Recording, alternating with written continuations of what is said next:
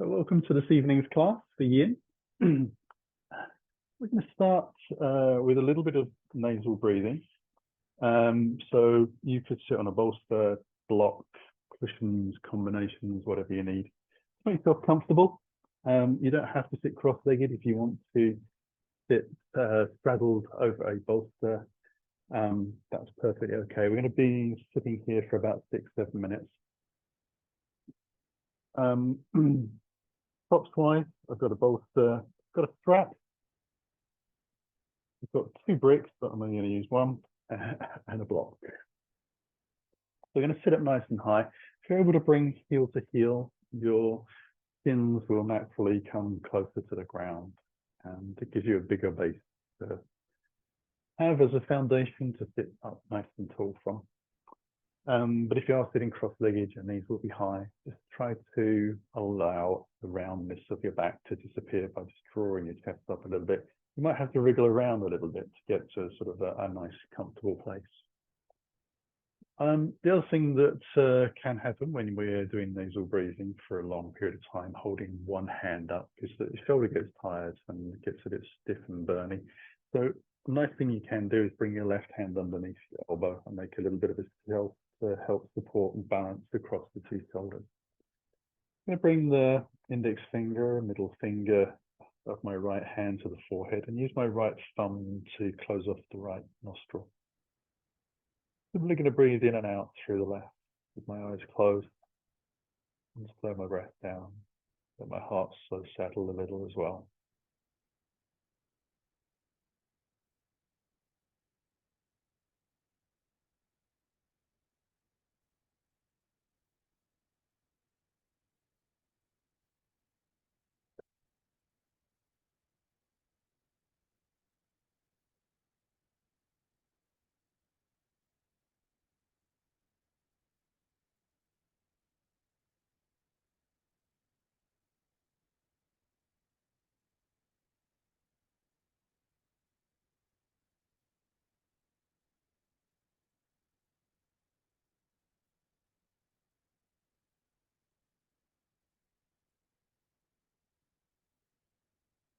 Take the breath in through the left. Use the ring finger to close gently the left side and open the right to exhale. Take the breath in through the right. Close with the thumb. And open the left to exhale. And breathe in again through the left when you're ready. Close at the top gently. Exhaling right. And bring the breath back in through the right side. So we're just going to continue very gently.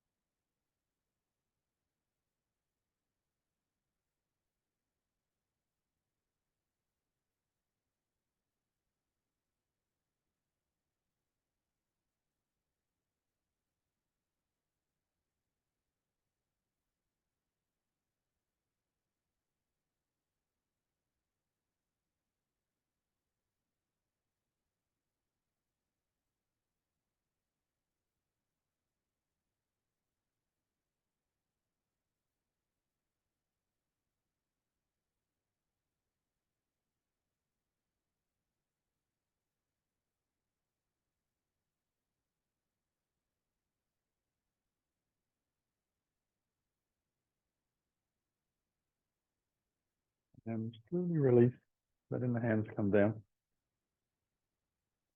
Take a few more breaths in. If you feel like just rolling the shoulders round, by all means do. Just nice and gently, slowly, see how they feel.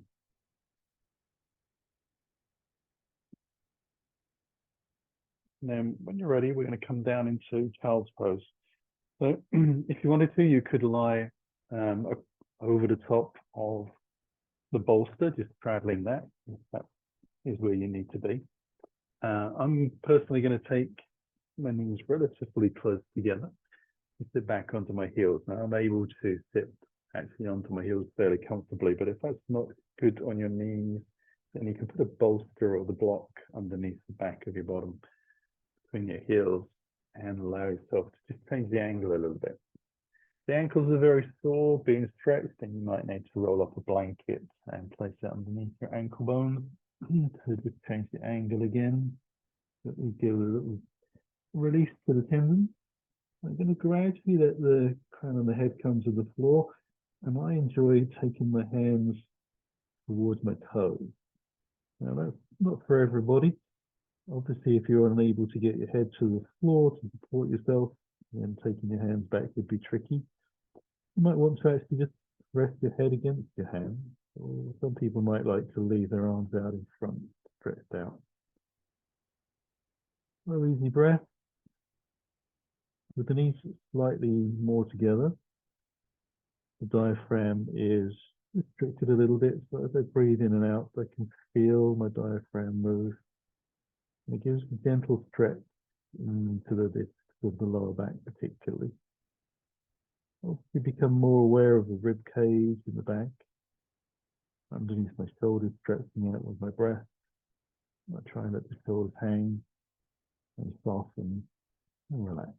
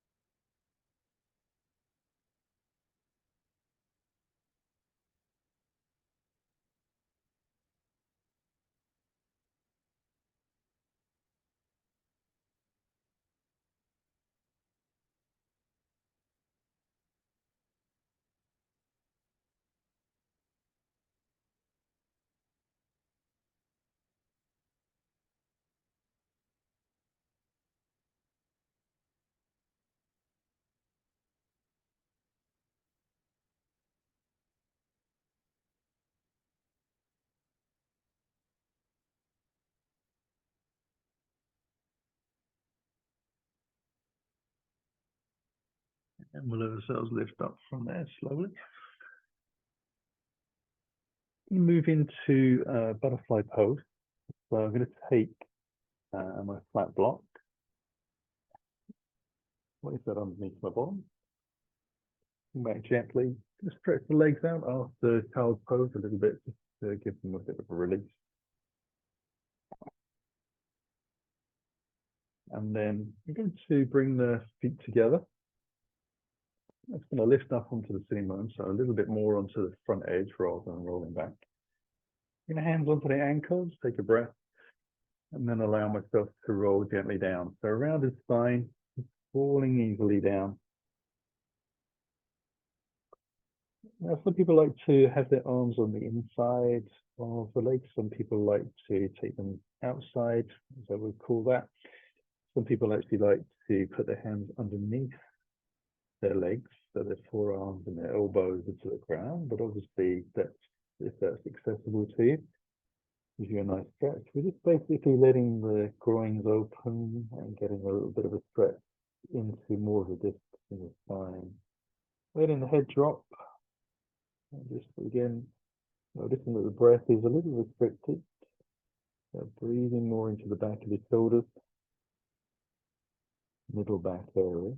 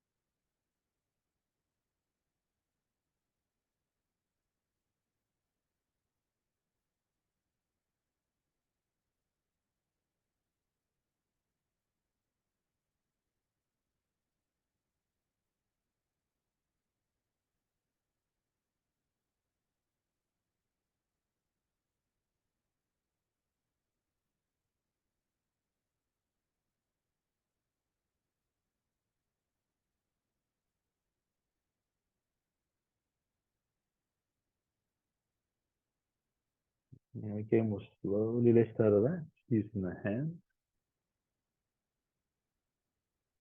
Going to use the hands very definitely to draw the legs back up. And I'm going to make my way in a moment down to the floor, to the pose that looks like child's pose, but technically different a little bit, because we're going to call that the stirrup pose. Whilst I'm preparing for that, I'm also going to take my bolster alongside the mat to me. So it's about midpoint of the bolster is equal to where my hip bone is.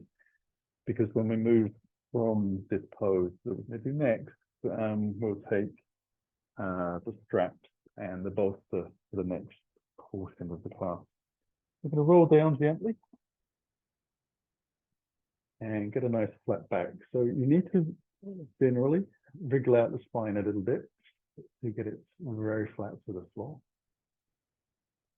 And get a nice long neck. So I like to use a block underneath the head. Some people would find that not ideal, and that they feel happy with their head on the ground, so they can feel the flatness of the spine in more refined detail. We'll draw the knees in towards the body, and we'll take the knees wide. And I'm going to take the hands around the shin towards the ankle bones. So I'm avoiding holding towards the little toe side as I would in child's pose. And at the moment, my lower back is very much feeling in connection with the ground. I can feel the base of my spine where the pelvis meets is just rubbing gently against the ground. So my tailbone is very, very close to the floor. I'm going to take a little breath from there and then extend the soles of my feet directly over the knees, continuing to hold gently onto the shin ankle. This requires a little bit of a different grip.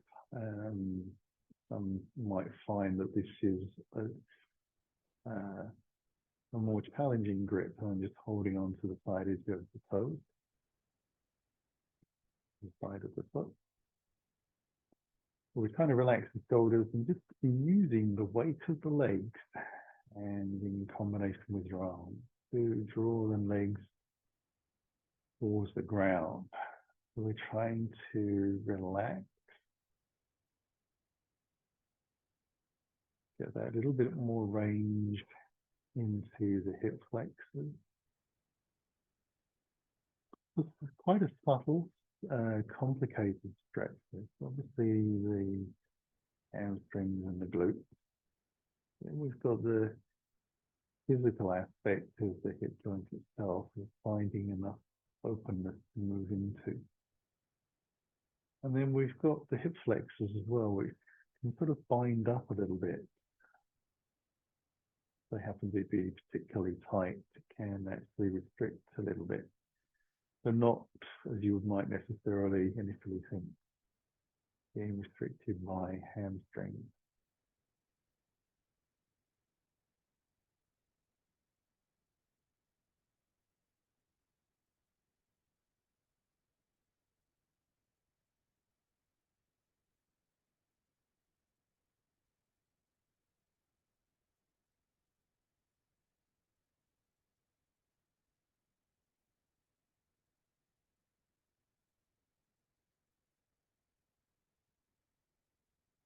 The minutes tick by,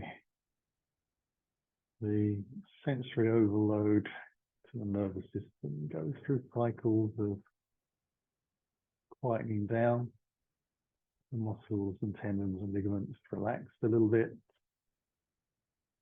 and you get a slight movement that triggers the whole cycle of the nervous system going back into sort of high mode. And it starts to calm again, and then maybe we get a little bit more movement, and we keep moving through these cycles.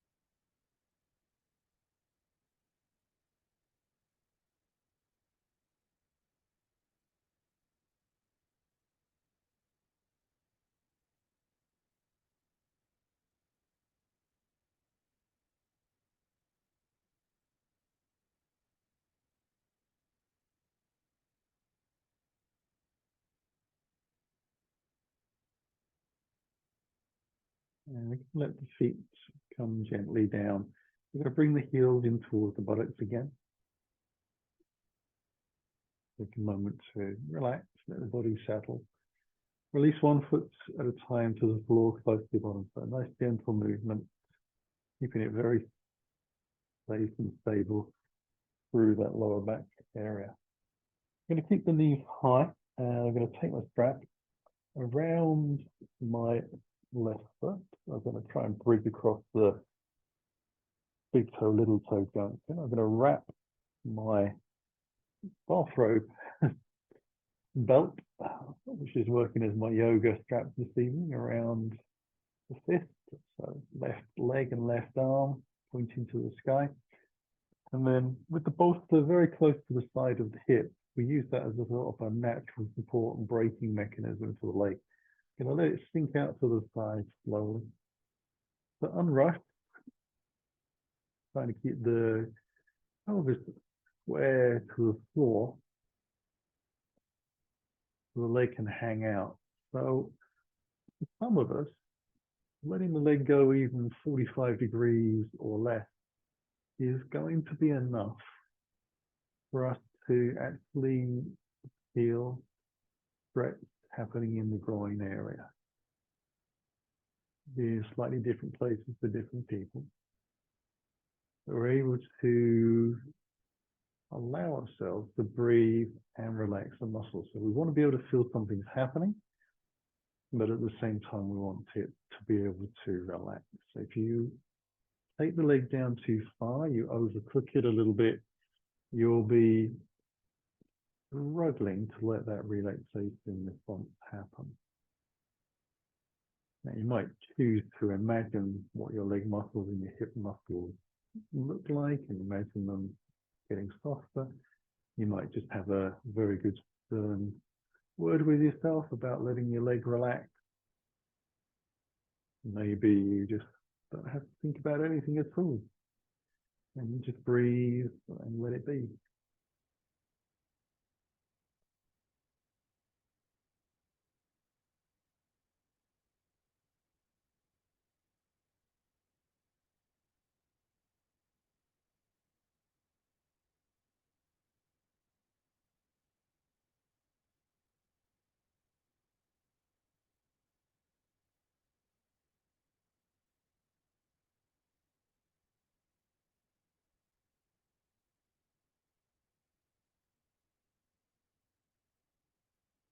Now, the leg could very well start to shake and tremble.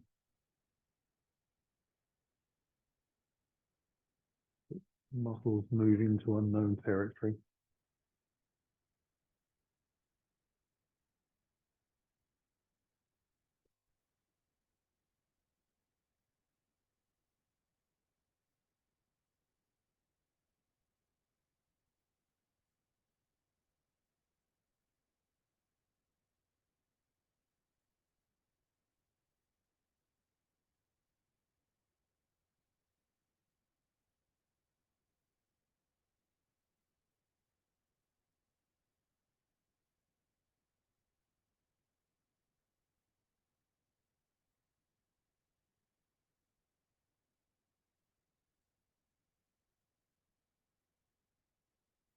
I'm going to use the arm to lift the leg back up.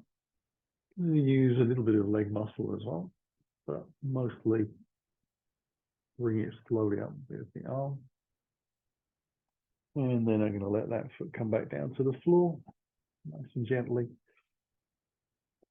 The easiest way to move the bolster is to slowly just wriggle your feet out to the end of the mat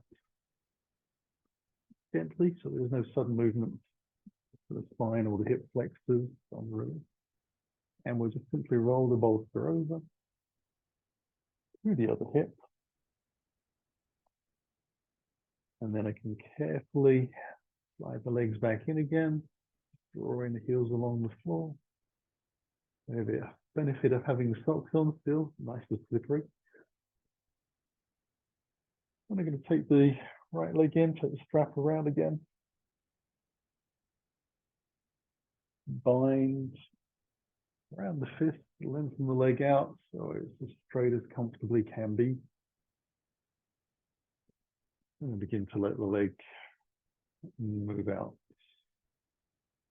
carefully onto the bolster. If you go down relatively quickly, sometimes you can end up nudging the bolster out of the way because it doesn't just sort of deform around your leg quickly enough to absorb the transition of weight into it. Because you come down nice and slowly, you'll find that the beads in your bolster will deform slightly to the shape of your leg. The older your bolster is, the more deformation you'll get. Hopefully that just allows it to be nice and comfortable.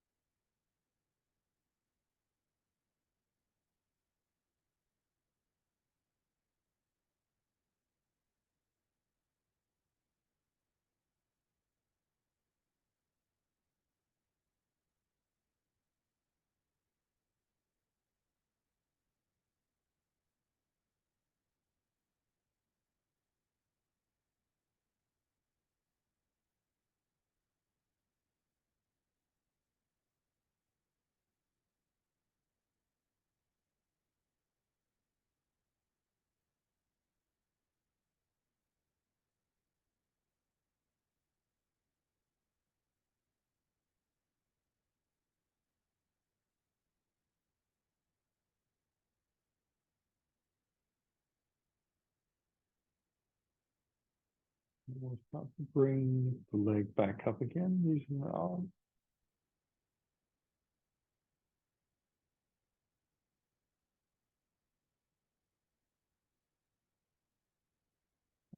Gently let that foot come back down to the floor. We'll finish with the strap. I think the rest of the evening, so we can just put that out to the side. And I'm going to use the bolster to come into bridge pose. So I'm going to be supported bridge. Now, if the bolster didn't provide you with enough height, you could obviously use an assortment of bricks and blocks in whichever way you feel comfortable to do that. Since we're going to be here for a while, also going to make sure we take the blocks out from behind the back of the head if you were using that. Now slowly lift the hips up towards the sky. So I start when I'm taking a long supported bridge pose because the sort of purpose is different. I take my feet wider apart and I still have my feet parallel or toes turning in slightly. I draw the bolster underneath. So when it underneath the pelvis, not completely sitting on the tailbone, definitely not pressing into the spine. There's this happy place at the top of your pelvis needs to sit. It's pretty much neutral. I want to have the feet out wide enough that the legs don't feel like they're rolling out to the side. They want to either be sort of neutral or rocking in towards the center a little bit. Hence we turn the toes in just a fraction to encourage that feeling. And then hand position just out to the side. You can even have your hands on your belly if you wish, but out to the side would probably be more comfortable, palms up. The last little wriggle through your neck.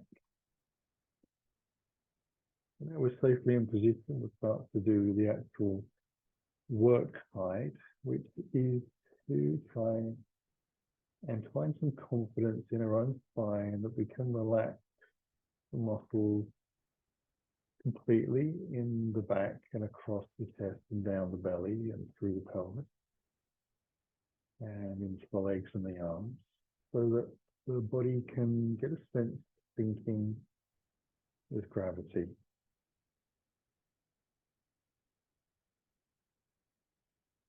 And if you have any tenderness or tightness in your lower back or middle back or upper back, then finding that confident place to release is challenging.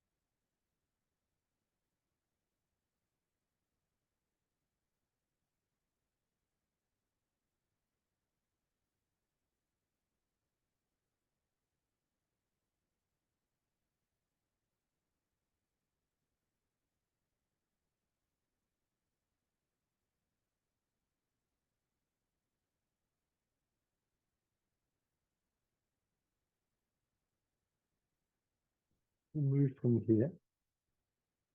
So allow yourself to bring your feet right underneath your knees. You're going to press down evenly through the feet. Start to feel the firmness in the muscles in the legs and eventually into your glutes. You're going to lift just enough so that you slide whatever props you were using under your body out to the side, and then take a several breaths, but more than 2, less than 10. Roll your spine gently back down to the floor so you get the sense of unraveling. And not only are you exploring the release of gravity that you were holding in your body before, but you also notice that somehow the floor feels like it's moved a lot further away from you. You lay your spine gently down to the floor. Now I'm going to take a little breath, and I'm going to roll over to, I would recommend your right side. I'm actually going to my left, so don't be confused by that. Normally we go to the right side and bring the hands underneath. So I just left my bolster a little too close to me and the radiator. There wasn't enough room. So we move from there. We're going to move into some dragon poses. We're going to start with a high flying dragon, and I'm going to move the bolster out towards the front of the mat, but I'm also going to carry with me a brick towards the front of the mat as well. I'm going to untangle myself from my sock so that I can actually feel my feet nicely securely against the mat, and then come up onto all fours.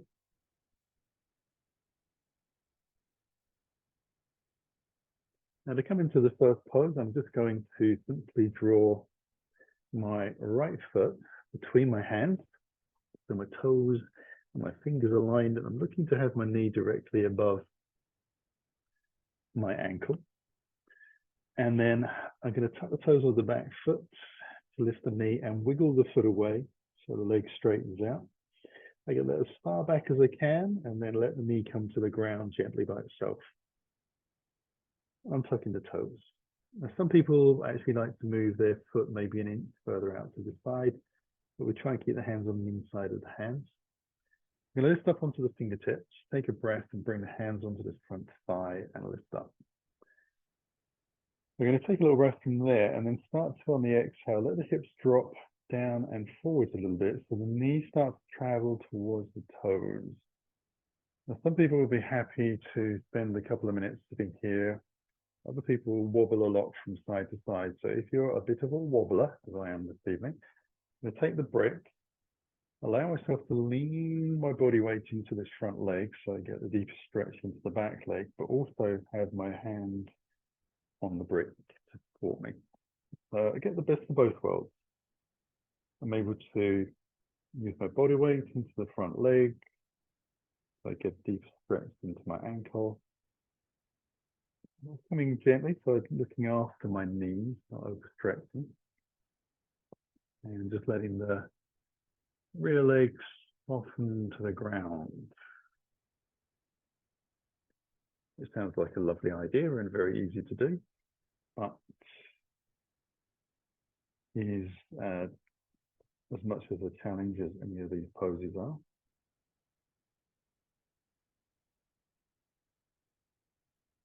The position, completely your choice. You know, if you want to drop your head down, that feels more natural and easier on your shoulders, more comfortable, then that's the place to go. Then rule of thumb, when you're in practice, and kind of follow your instinct.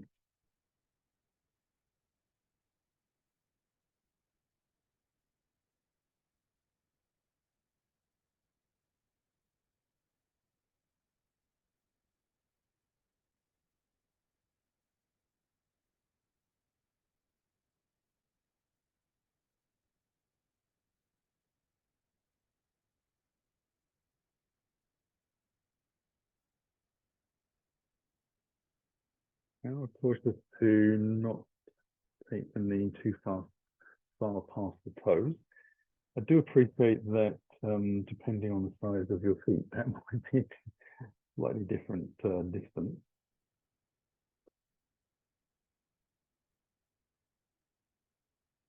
Okay, and then we're able to come out of that. So at this point, I can definitely feel that the stretch in my back leg and the groin was somewhat immense.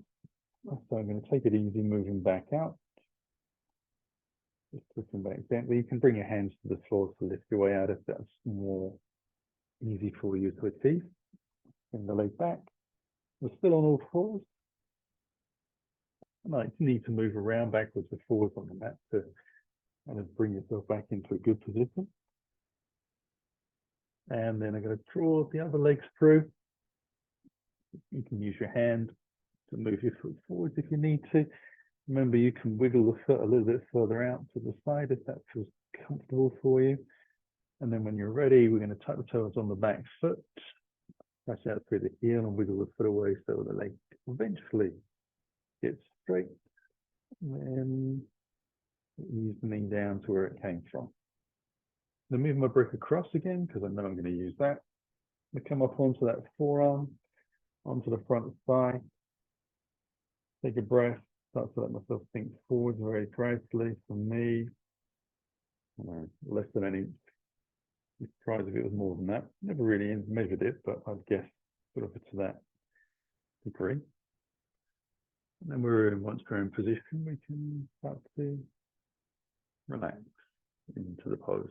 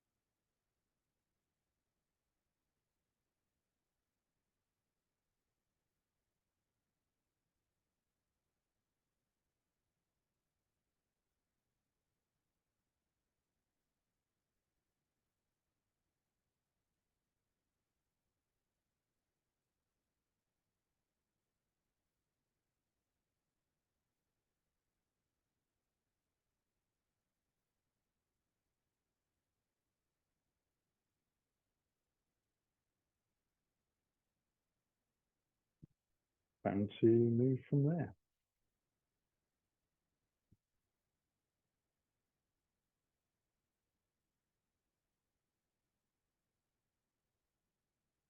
And I'll move the brick out to the side, because that's no longer needed for the next posture. Again, I'm going to have the hands more or less underneath the shoulders, knees underneath the hips. Have a little wriggle out, and then when I'm ready and happy to move again, I'm going to take a breath in and move my right foot to the outside of my right hand. And I'm going to have the heel on the mat, but the toes turning out slightly to the side. And I'm going to roll the bolster back in a little bit so it's more underneath my shoulders. And the reason for that is that I'm going to come down onto the elbows and find a happy place where I can eventually rest. Now, if you are able to get your elbows all the way to the floor, that's great. Got a big stretch in the right knee, letting the legs hang out to the side. Head position, again, is choice. Sometimes I quite like, if I'm using the bolster, I can have my hands in prayer and then just use my thumbs as a little bit of a ledge to rest my head against. And people like to sort of look forwards a little bit more. In this posture, I tend to be sort of more of a floppy old Joe, just letting myself sink into the floor. You can find yourself rolling out to the side more in this posture than we did. This is the low flying dragon. Previous one was a high flying dragon.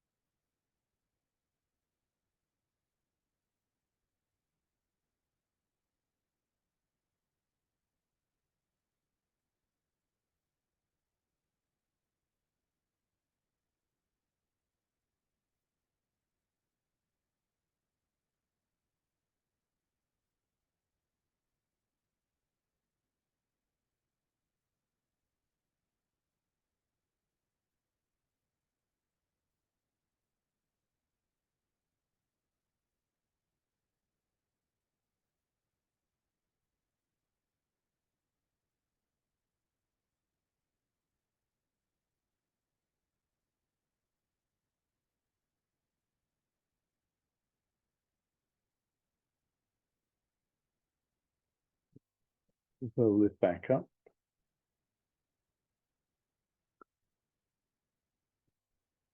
And we go gently back. Press out the legs a little bit.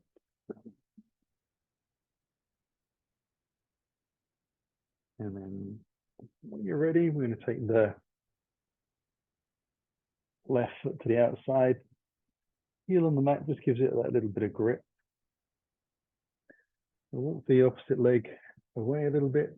So I don't have to travel quite so far forward. Take a breath. Knees down, elbows. And then settle.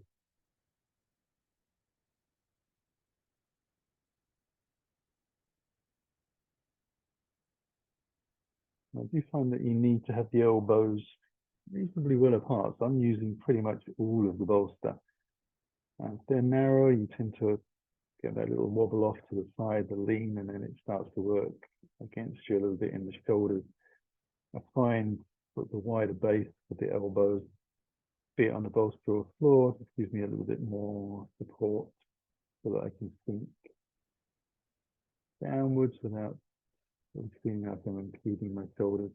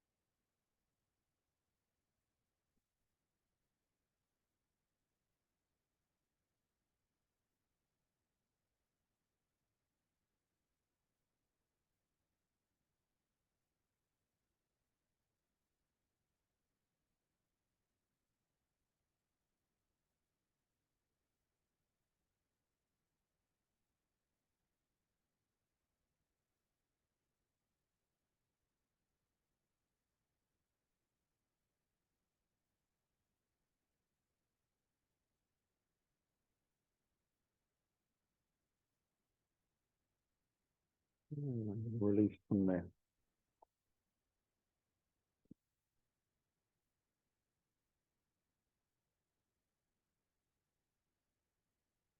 Going to sit back onto the heels for a moment and roll the bolster towards myself.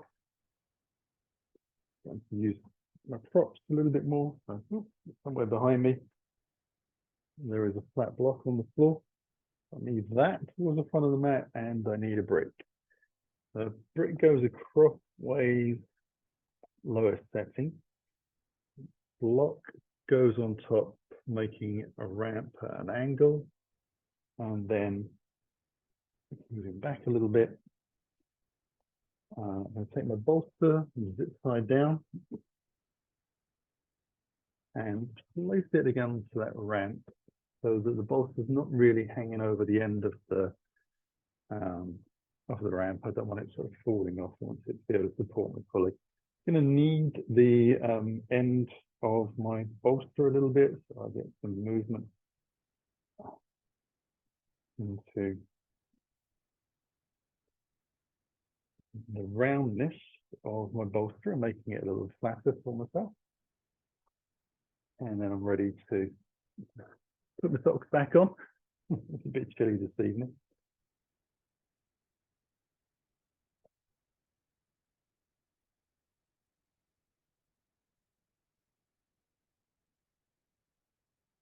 And doesn't really matter which side, whether you're facing left or right, as long as you're able to see the screen easily for what we're going to do.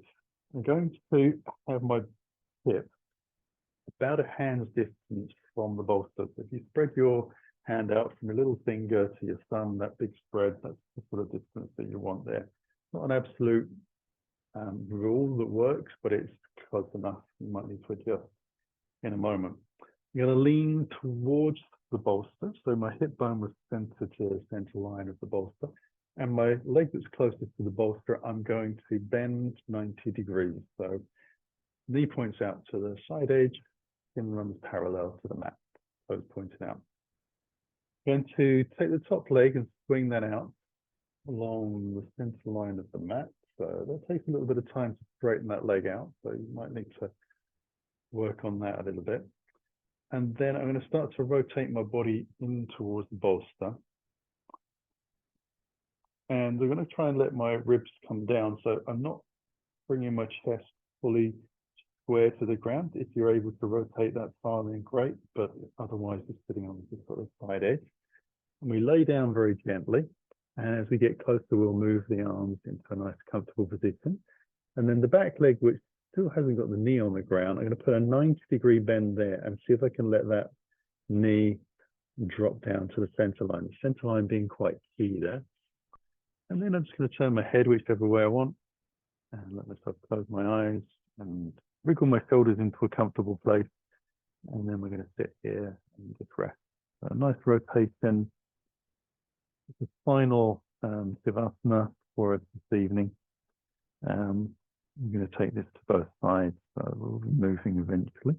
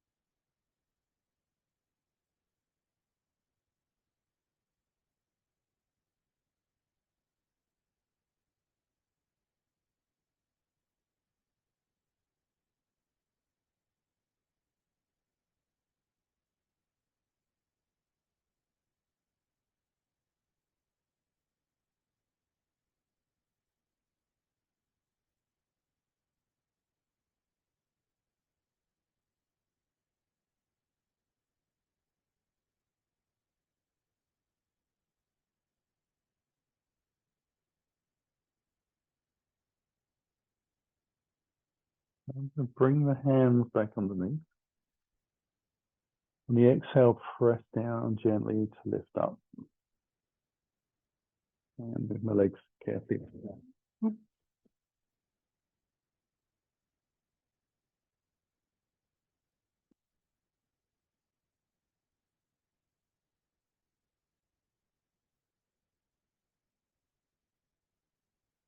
Now you could, once you're ready, literally just roll around to the other side. But in order that I can look at the clock so that we don't overrun too much, we will be a little bit longer this evening, but not by many minutes. You can just move the bolster to the other end and then you can still see the screen. We line it up again, just as we did before.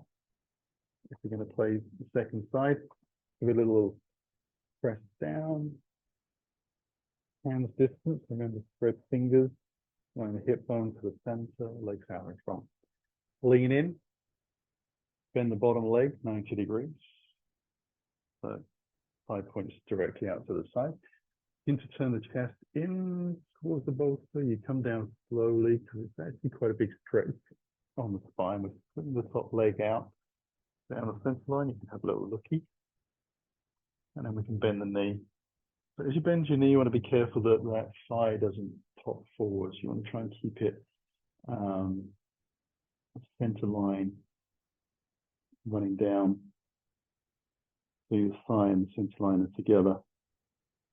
You do want to make sure your knee's on the ground behind you. And then turning your chest in and letting your shoulders sink down when you're ready.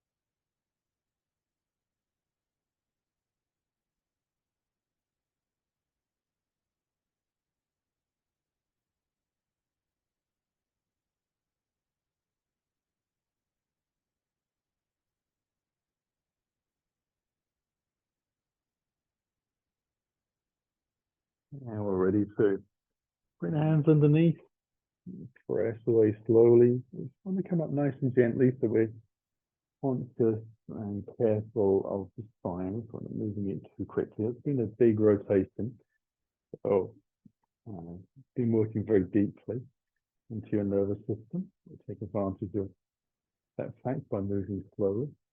And then coming into a seated posture when you're ready that's just comfortable to you. It doesn't have to be cross-legged. As long as you can sit upright comfortably. We'll bring the hands in towards our heart as we close our eyes, taking a longer breath in. Begin to slowly exhale it in the chin drop. Draw in the belly to the spine. We complete that bow to the floor, seeing our practice for the evening. Breath comes back into the body to build the spine. And the head gently follows, lifting, eyes open. Namaste. Hope you enjoyed this evening. I'll see you again on the mat soon.